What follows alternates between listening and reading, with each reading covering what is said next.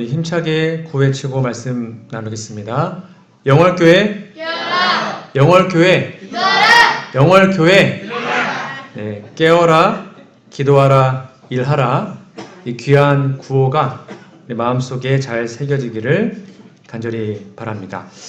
오늘부터 다음 주 안식일 2번에 걸쳐서 우리 어린이 여름 성경학교를 진행하게 되었습니다. 오늘 여러분들 옆에 보시면 우리 새로운 친구들이 몇 명이 교회에 왔습니다. 그래서 오늘 말씀을 뭘 준비할까 하다가 아이들도 오고 해서 성경학교에 맞는 말씀을 좀 준비했습니다. 여러분들도 아이와 같은 마음으로 좀 들어주시면 감사하겠습니다. 오늘은 히브리서 11장 6절에 있는 말씀을 본문으로 해서 약속하시는 살아계신 하나님이라는 제목으로 하나님 말씀을 함께 나누겠습니다. 여러분, 믿는다는 게 도대체 정확히 뭘까요? 우리가 교회에 다니면 믿음이 있어야 되고 믿음으로 구원을 받는다라고 말하고 있는데, 그럼 하나님을 믿는 게 도대체 뭘까요? 뭘 믿는 것입니까? 오늘 성경 말씀의 본문에서는 특별히 두 가지를 명확하게 설명하고 있습니다.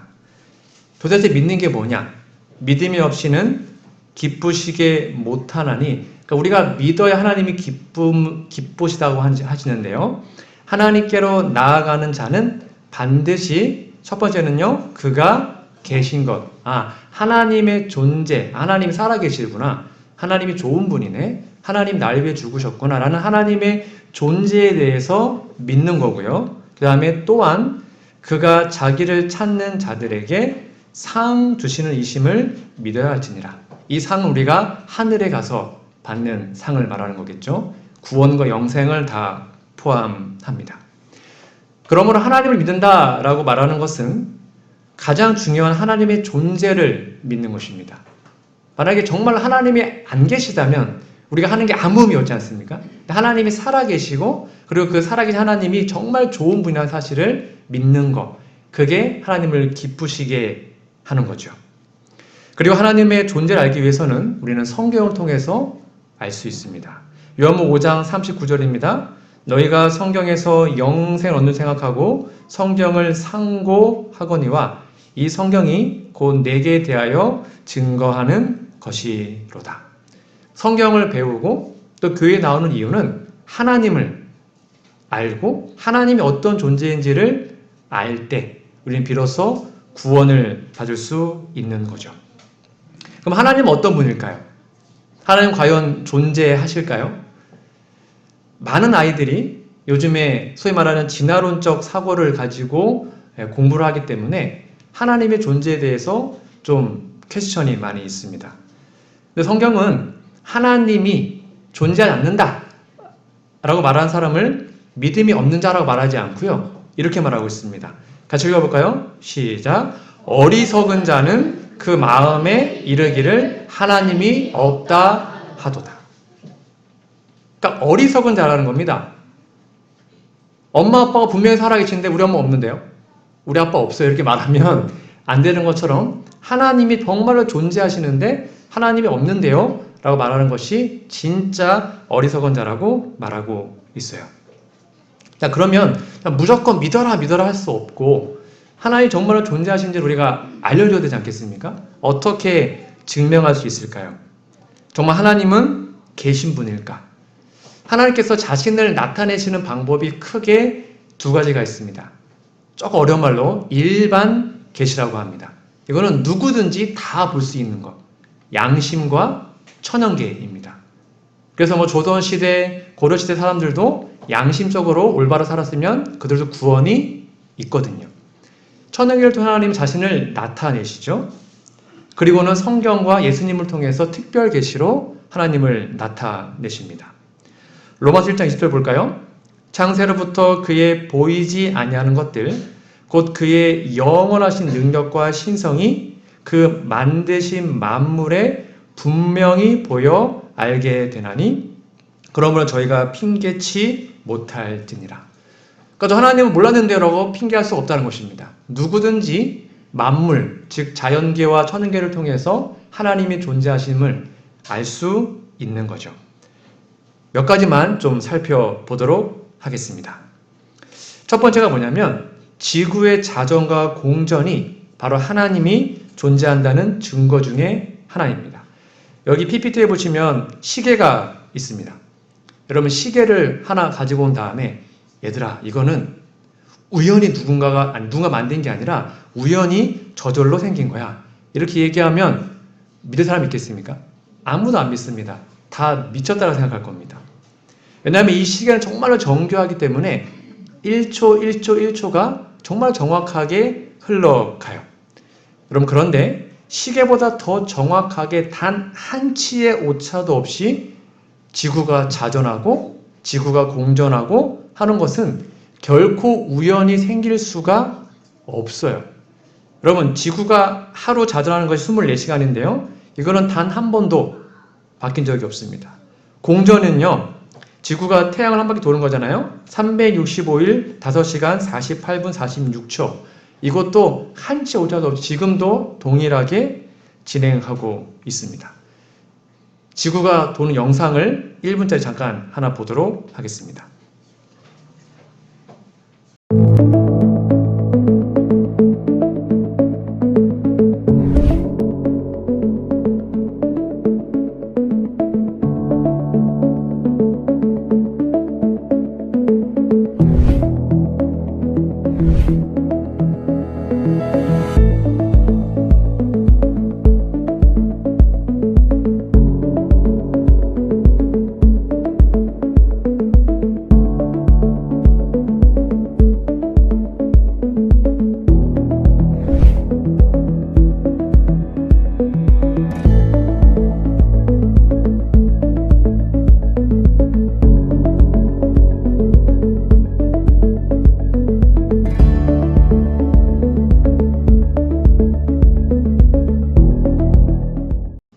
신기하지 않습니까?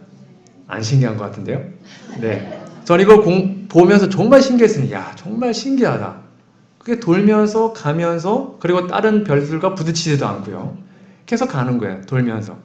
이거는 결코 뭐 빅뱅, 옛날에 큰 폭발이 있어가지고 우연히 될 수 있는 게 아니에요. 불가능해요. 그러니까 하나님이 어떠한 절대자가 만들 때만 가능한 것입니다. 또 별들의 운행이 얼마나 정교한지 그걸 이제 선으로 이어가지고 한번 만든 게 있는데요. 또 한번 보시겠습니다. 1분짜리입니다.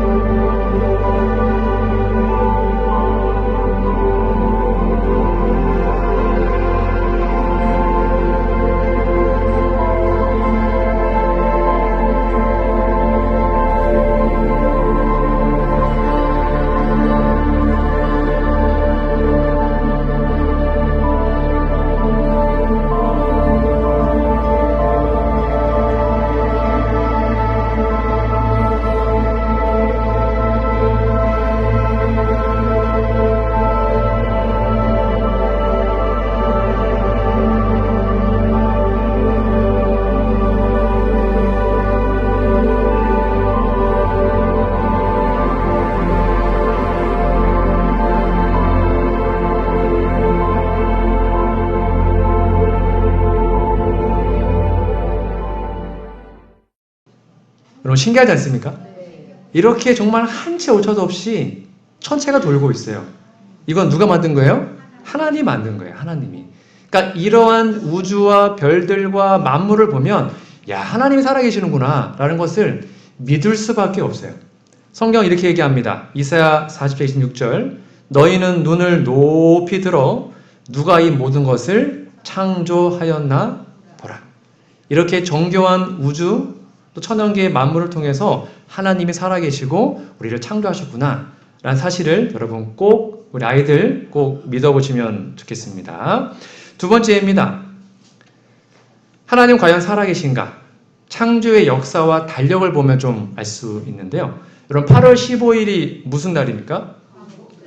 역시 똑똑하십니다. 8월 15일은 광복절입니다. 여러분 8월 15일 우리는 지키는데 빨간 날이죠. 휴일인데 왜 우리는 8월 15일을 광복절로 지킬까요? 역사적인 사건이 있죠. 이때 우리가 일본으로부터 독립을 했기 때문입니다. 그래서 다른 나라는 안 지키지만 아시아에 있는 몇몇 나라들은 동일하게 요날 광복을 맞은 사람들은 8월 15일을 광복절로 지킵니다. 역사적 근거가 있어요. 자, 다음 문제입니다. 6월 22일은 무슨 날일까요? 6월 22일이 무슨 날일까요? 여기 힌트가 있습니다.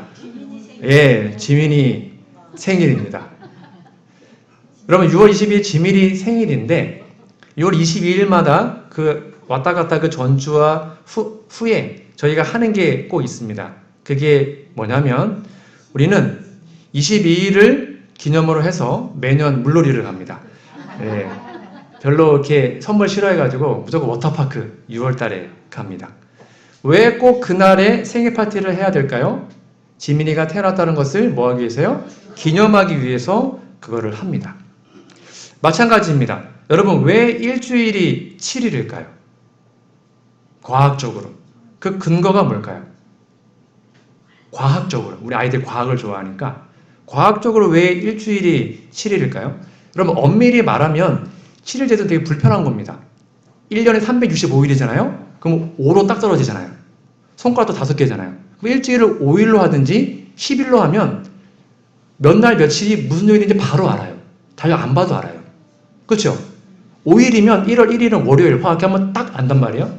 근데 왜 굳이 힘들게 일주일을 7일로 했을까요? 그 근거가 무엇일까요? 이거는 과학에 안 나와요. 오로지 성경에밖에 나오지 않습니다. 그게 정말 신기한 것입니다. 하나님께서 지구를 6일 동안 창조하시고 7째 날 토요일 안식일 날 쉬셨기 때문입니다. 그래서 그날을 기념하기 위해서 일주일 제도를 만들어 주신 거죠. 창세기 2장 2절입니다. 하나님이 지으신 일이 7째 날이 이를 때에 마치니 그 지으신 일이 다음으로 7째 날에 안식하시니라. 저는 이걸 공부하면서 정말 신기했습니다. 야, 어떻게 일주일 제도가 왜 7일인지에 대해서 성경 외에는 어느 책에 나오지 않습니다. 과학책이나 철학책 다른 종교에 나오지 않아요. 오직 유일하게 성경에만 나와요. 성경에 일주일도 하나님 창조하셨다. 하나님이 존재하시기 때문이죠. 그래서 성경은 이렇게 권위 있는 책입니다. 여러분 이 사람이 미국의 44대 버락 오바마라는 대통령인데요. 미국은 대통령이 취임을 하면 선서를 합니다. 내가 정말 열심히 또 정직하게 미국을 잘 다스리겠다라고 선서를 하는데 지금 어디에도 손을 얹고 선서하고 있거든요. 그게 뭔지 아십니까? 네, 성경입니다. 이 성경이 미국의 정말 유명한 위인이었던 아브라함 링컨의 성경책입니다. 그 성경책에다가 손을 얹고 맹세합니다. 여러분 전 지구를 지배하고 있는 미국이요. 대통령이 취임했을 때 나는 이제 성경의 원칙 하에 나라를 다스리겠다. 이렇게 선언을 해요. 그러니까 이 성경책은 그냥 이상한 책이 아니라 이렇게 권위 있고 놀라운 책이라는 거죠. 이 대통령이 두 번째 당선됐을 때는요. 성경책이 2개였습니다. 그 2개 위에다가 선언했는데 하나가 아브라함 링컨이었고요. 또 하나는 마르틴 킹 루터 그 목사님 아시죠? 예, 그 사람의 성경책 위에다가 이렇게 선언하고 미국을 다스렸다고 합니다. 이렇게 성경은 권위 있고 놀라운 책임을 다시 한번 마음에 기억하셨으면 좋겠습니다. 그럼 어떻게 성경이 확실한지 얼마나 확실한 책인지를 과학적 근거를 가지고 좀 몇 가지를 살펴보고자 합니다. 우리 아이들 한번 잘 봐보세요. 첫 번째는 공기의 무게입니다.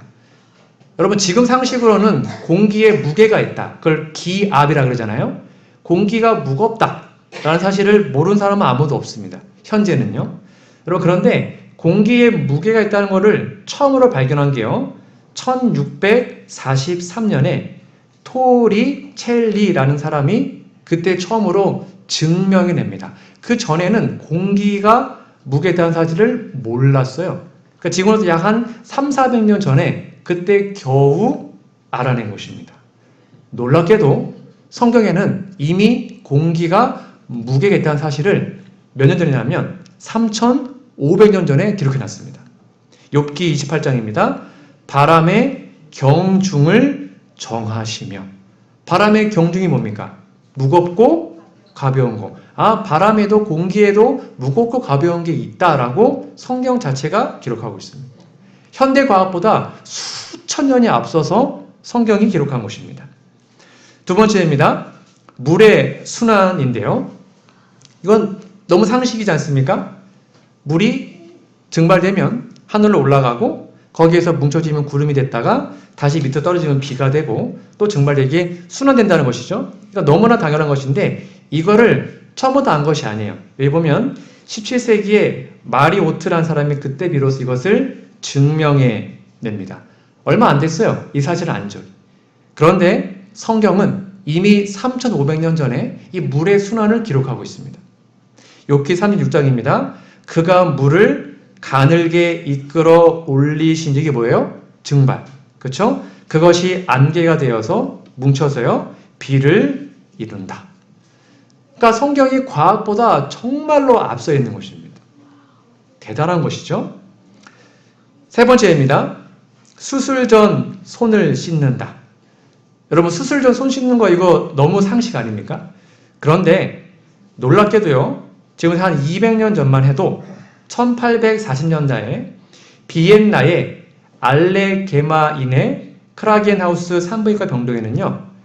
아기가 태어나잖아요. 그러면 치사율이 6명 중에 1명이 죽었습니다. 왜냐하면 따로 막 수술하다가 그냥 그 손 들어온 채로 그대로 가서 아기를 받은 거예요. 그러니까 병균이 막 들어가지 않겠습니까? 그 중에 센 놈은 살아남고 약한 놈은 죽는 거예요. 그러다가 이그나츠 세밀라이스 바이스라는 사람이 안 되겠다. 우리 손을 씻고 하자라는 규정을 만들어서 3개월 후에는 84명 중에 1명이 죽는 걸로 치사율이 엄청나게 낮아졌습니다. 200년 전까지만 해도 당연히 손을 씻고 뭘 해야 된다는 사실을 몰랐어요. 이렇게 비상식적이었습니다. 그런데 성경은 3500년 전에 이렇게 써 있습니다.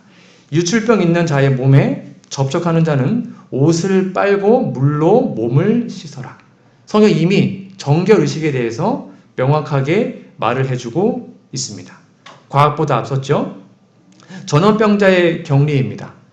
우리는 이미 코로나를 통해서 누군가가 아프면 격리해야 된다는 거 완전한 상식으로 알고 있습니다.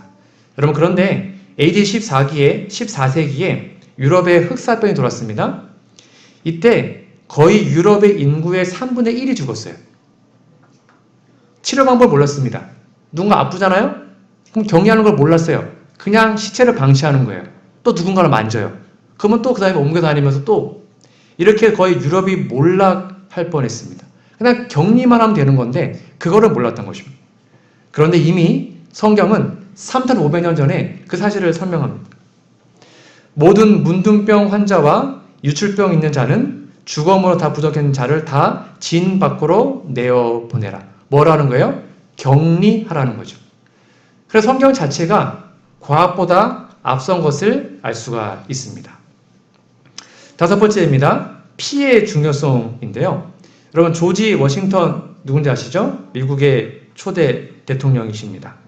이 조지 워싱턴 이분이 어떻게 죽은지 아십니까? 과학 잡지에 이렇게 나와 있더라고요.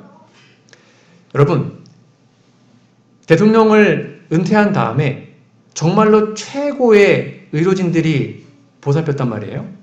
그런데 이렇게 죽었습니다. 1799년 12월 14일 새벽 3시에 이 장군이 워싱턴입니다. 열이 심하게 났으며 그날 낮에 농장 관리인이 와서 많은 피를 뽑았다. 그러니까 열이 나고 몸이 아프니까 피를 뽑아버려요. 그게 그 당시 치료 방법이었어요. 밤 11시에 제임스 크레딕 박사와 다른 2명의 의사가 와서 대통령 주치의예요, 주치의. 2번에 걸쳐 많은 피를 뽑아내었다. 증세 호전이 없어서 또다시 피를 뽑았다. 마지막으로 피가 천천히 나오며 피가 진해지는 것을 볼 수 있었다. 그리고 장군은 사망했다. 그러니까 미국의 초대 대통령이 어떻게 죽었냐면 피 뽑다가 죽었어요. 그게 그 당시에 치료 방법이었어요. 근데 성경은 뭐라 나와 있습니까? 레위기에 보니까 육체의 생명은 피에 있다. 피가 정말 중요하다. 피 뽑으면 안 된다. 피가 없으면 죽는다. 이러한 상식이 지금부터 한 200년 전에도 몰랐다는 것이죠.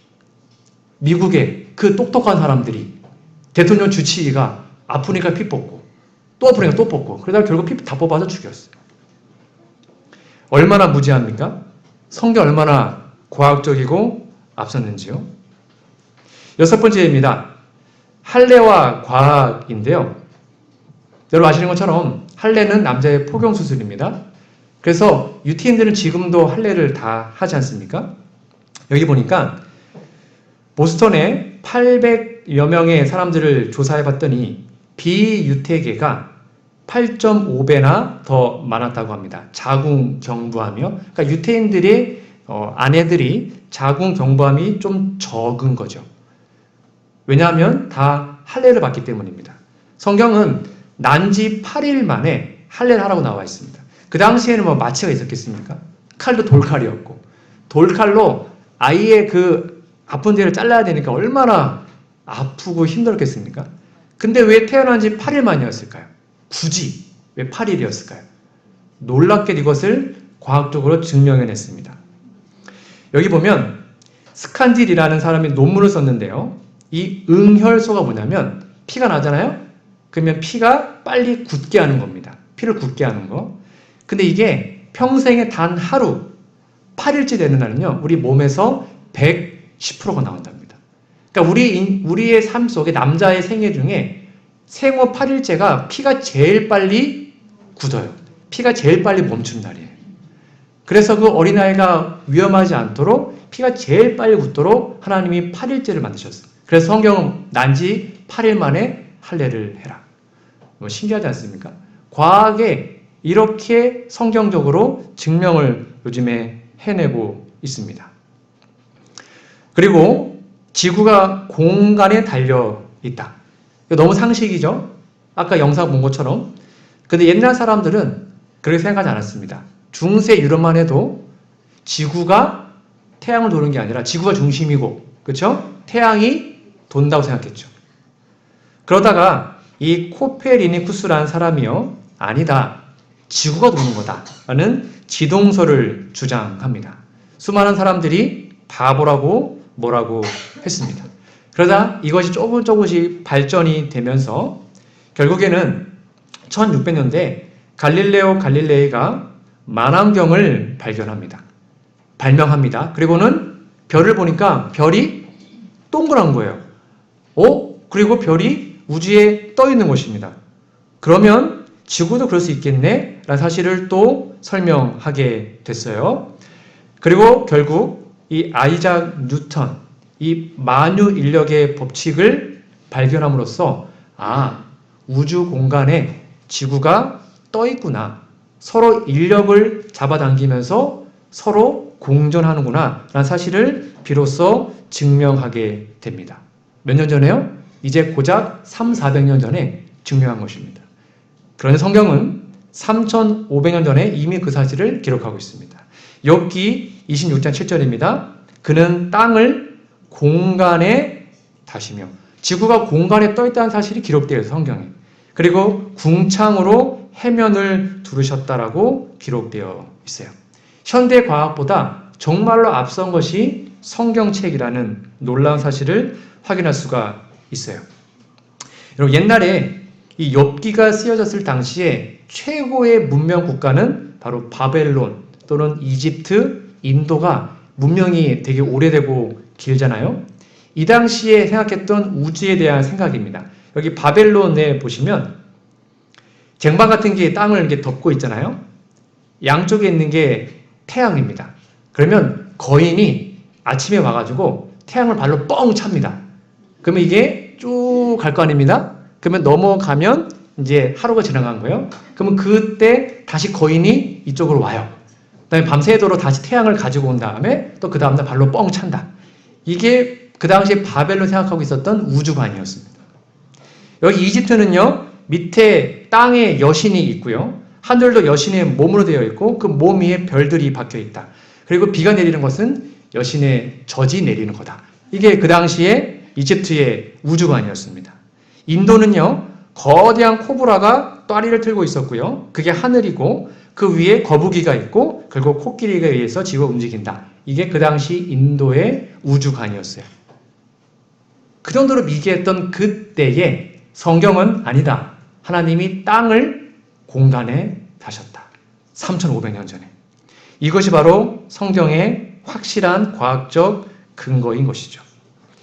여러분, 그래서 성경은 우리에게 이렇게 확실하게 하나님이 존재하시고 성경책이 정말로 믿을 만한 책이니 그 성경을 읽고 배움으로 우리가 제발 구원받기를 바라고 있는 것입니다. 이렇게 설명하고 있습니다. 모든 성경은 하나님의 감동으로 된 것이다. 이 감동은 하나님이 생명력을 불어넣었다는 것이죠. 성경 등이 너로 하여금 그리스도 예수 안에 있는 믿음으로 말미암아 구원에 이르는 지혜가 있게 하느니라. 결코 성경은 우연히 만들어진 책이 아닙니다. 우화가 아닙니다. 지어낸 이야기가 아니고요. 분명히 살아있는 하나님의 말씀임을 여러분 꼭 기억하시면 좋겠습니다. 한 이야기를 좀 들려드리겠습니다. 이게 이제 주몽이라는 아주 유명한 드라마인데요. 예전에 한 소년이 있었습니다. 이 소년은 자신의 아버지가 없는 거에 대해서 늘 놀림을 받고 아이들로부터 좀 안 좋은 소리를 듣고 늘 속상했습니다. 그래서 엄마한테 물어봤죠. 어머니, 저는 왜 아버지가 없습니까? 저도 아버지가 있는지 좀 알려주십시오. 그래서 결국 이 아들에게 비밀을 알려주죠. 아들아, 실은 너희 아버지가 저기 옆나라 고구려의 태왕이시다. 너는 왕의 아들이다. 그런데 아버지가 만약에 나중에 자기를 찾아올 때는 증표가 있었다 그랬다. 그 증표를 찾으면 된다. 그 증표가 뭐였습니까? 7 모난 돌 위 소나무 아래 약속의 증표가 있으니 그거를 찾아라. 그날부터 이 아이는 정말 열심히 찾다 보니까 이것이 자신의 뒷산에 있다는 것을 알게 됩니다. 그리고는 그 약속의 증표가 있는 뒷산의 정자에 가서 땅을 팠더니 약속의 증표가 있었어요. 그게 뭐였을까요? 부러진 칼이었습니다. 결국 이 칼을 가지고 고구려의 태왕을 찾아갑니다. 그리고는 아버지를 만나죠. 아버지가 너가 정말 나의 아들이냐? 제가 당신의 아들 맞습니다. 이름이 무엇이냐? 율이라고 합니다. 증표를 갖고 와라. 하고는 그 증표와 자신이 갖고 있던 나머지 반쪽의 칼을 딱 맞춰봤더니 딱 맞는 것입니다. 네가 내 아들이구나. 하고는 정말 고와 같은 그 아이가 하루아침에 신분이 바뀌었습니다. 왕의 아들로. 왕의 아들로 신분이 바뀌게 된 이야기 여러분 잘 아시죠? 이것이 바로 성경이 기록된 목적이라고 생각합니다. 우리가 성경을 배우는 이유가 여기 나와 있습니다. 우리는 우리의 진짜 신분을 잘 모릅니다.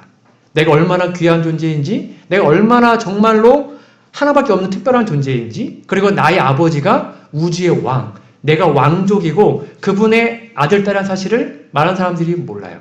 근데 그것을 우리는 성경을 통해서 그 짝을 맞춰보면서 알 수가 있는 것입니다. 여러분, 성경을 통해서 내 자신의 신분과 하나님의 존재를 꼭 이해하시면 좋겠습니다. 성경에 나와 있는 크게 4가지의 귀한 진리가 있어요. 첫 번째입니다. 우리는 하나님의 아들, 딸이라는 것입니다. 우리는 왕의 아들, 딸입니다. 온 우주의 통치자가 우리의 아버지가 되세요. 이게 우리의 신분이에요. 꼭 기억하시고요. 두 번째, 우리는 죽어도 다시 부활합니다. 그게 성경에 약속되어 있는 귀한 기별 중에 하나예요. 죽음을 두려워할 필요가 없는 것이죠. 세 번째, 결국 우리는 왕이 될 운명입니다. 하늘에 가면 예수님의 보좌를 나눠 앉아서 온 우주를 통치할 왕이 바로 우리들이 될 겁니다. 네 번째가 뭡니까? 하늘에 우리의 집이 있어요. 비록 이 땅에서 가난하고 힘들어도 상관없어요. 우리가 하늘에 가면 우리를 위한 하나님의 집이 마련되어 있다는 사실을 꼭 기억하시면 좋겠습니다. 그렇다면 이제 우리는 어떠한 삶을 살아야 할까요? 이러한 삶을 살아야 합니다. 여러분, 2013년도 1월 24일 날 BBC가 보도를 했는데요. 남아프리카와 스웨덴의 연구진들이 연구를 했습니다. 여러분, 쇳덩구리 본 적 있어요? 또는 소똥구리라고 하는데, 여러분, 이 쇳덩구리가 이 똥을 굴리지 않습니까? 어떻게 굴려요? 뒤로 굴려요, 뒤로. 앞발로 매면 거꾸로 이렇게 가는 거예요. 도대체 거꾸로 가는데 어떻게 집을 찾아갈까요? 땅을 보고 막 뒷발질 하는 건데 어떻게 찾아갈까요? 이 사람들이 연구를 해봤더니 놀라운 사실을 발견했습니다. 이 쇳덩구리가요, 은하수를 보고 길을 찾아요. 신기하지 않습니까? 이 쇳덩구리가 하늘을 보고 별을 보고 길을 찾아요. 그리고는 자신의 집을 찾아갑니다. 한 1분 전 영상을 또 보도록 하겠습니다. 쇳덩구리는 어떻게 똥공을 직선으로 굴리며 장거리 이동을 할까요? 스웨덴 룬드대학교 연구팀은 쇳덩구리가 길잡이로 은하수를 활용한다는 사실을 발견했습니다. 편광을 방출하는 은하수는 특정 방향으로 광파가 정렬되는데 쇳덩구리는 편광에 알맞은 겹눈을 가지고 있어 가능하죠. 달빛이 없는 밤하늘에서도 쇳덩구리는 은하수 나침반 덕분에 직선으로 똥공을 굴리며 살아갑니다. 여러분, 너무 신기하지 않습니까? 이 쇳덩구리도 은하수를 보고 길을 찾습니다. 그렇다면 우리는 우리 인생의 길을 무엇을 보고 찾아가야겠습니까? 날마다 하늘을 바라보고 샛별 대신 예수님을 바라보고 우리 인생길을 가야 하는 것이죠. 그래 우리는 결국 직선으로 똑바른 길을 찾아 이 쇳덩구리가 자신의 집을 찾아가듯이 우리의 영원한 본향인 하늘을 찾아갈 수가 있는 것이죠. 여러분, 성경의 주인공 되시는 예수님을 바라보고 여러분의 인생의 길을 걸어가시기를 간절히 바랍니다. 그걸 위해서 살아계신 하나님께 기도하십시오. 우리 아이들 하나님께 날마다 기도해 보시면 좋겠습니다. 너는 내게 부르짖으라. 내가 내게 응답하겠고 내가 알지 못하는 크고 비밀한 일을 내게 보이리라. 날마다 살아계신 우리 하나님을 만나고 그분께 기도함으로 그분을 날마다 바라봄으로 결국 저 하늘까지 이르는 우리 모두가 특히 우리 어린 친구들 되시기를 간절히 바라며 오늘 말씀을 마치도록 하겠습니다.